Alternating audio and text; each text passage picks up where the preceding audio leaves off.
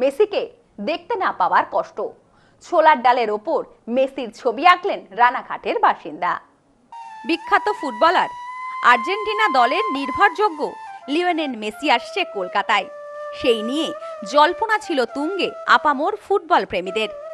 প্রবল উৎসাহ ছিল ফুটবল প্রেমীদের। বলা যেতে পারে মেসি জ্বরে আক্রান্ত বঙ্গবাসী। মেসিকে দেখার জন্য কেউ টাকা জমিয়ে, কেউ বা পারিশ্রমিক থেকে টাকা রেখে, আবার কেউ পুজোর খরচ বাঁচিয়ে টাকা জমিয়েছিলেন মেসিকে টিকিট কেটে সামনে থেকে দেখবার জন্য।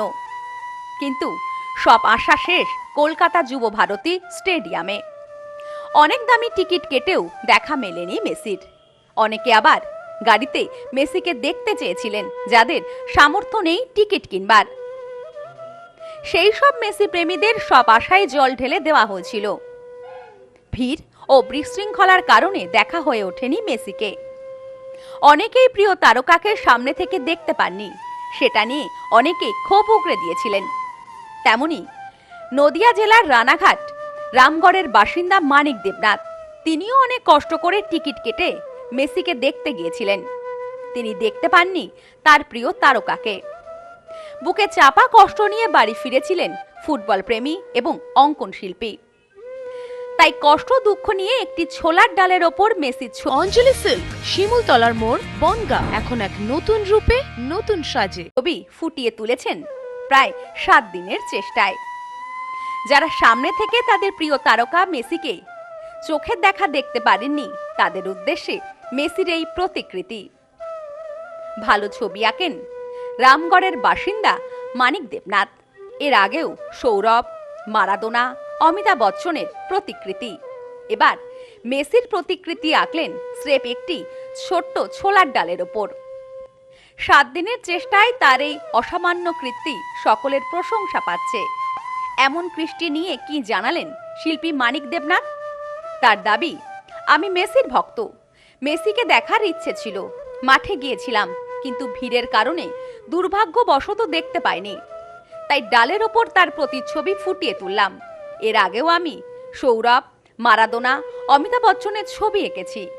এবং আমি মাঠেও গিয়েছিলাম, কিন্তু মাঠে এত ভিড় ছিল, তারপরে এত টাকার টিকিট কেটে আমার মেসিকে দেখার মতো ক্ষমতা হয়নি। তারপর তো মাঠে এটা দুঃখজনক ঘটনা ঘটে গেল। একটা ওয়ার্ল্ড ফেমাস যে ফুটবলার আজকে কলকাতায় এসেছিল, সবার খুব দেখার ইচ্ছে ছিল, দুর্ভাগ্য কেউ দেখতে পারেনি।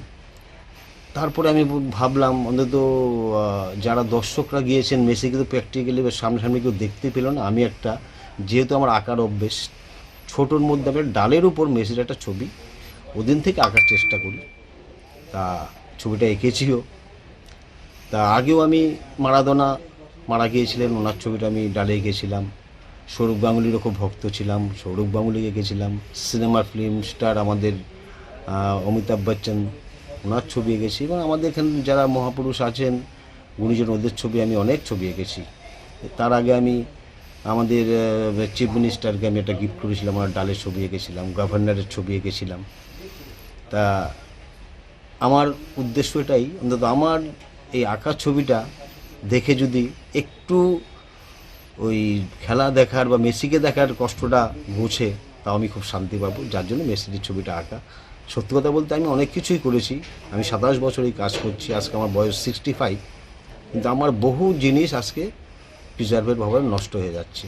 তা আমি চেয়েছিলাম অন্তত গভর্নমেন্ট একটু এগিয়ে এসে আমার জিনিসগুলি প্রিজার্ভ করতো, তাহলে আমি খুব উপকৃত হতে পারেন। আমার ইতিহাস যা করে গেছিলাম ওটা থাকতো, আমাদের নতুন প্রজন্ম দেখতো, সেই সুযোগটা হয়ে উঠছে না। Bureau report, news no man's land, Ranaghat. পশ্চিমবঙ্গের উত্তর 24 পরগনা জেলার বনগাঁ এলাকায় সুধীর কর্মকার কলেজ অব এডুকেশন এক স্বনামধন্য এবং অতি উল্লেখযোগ্য শিক্ষণ মহাবিদ্যালয়।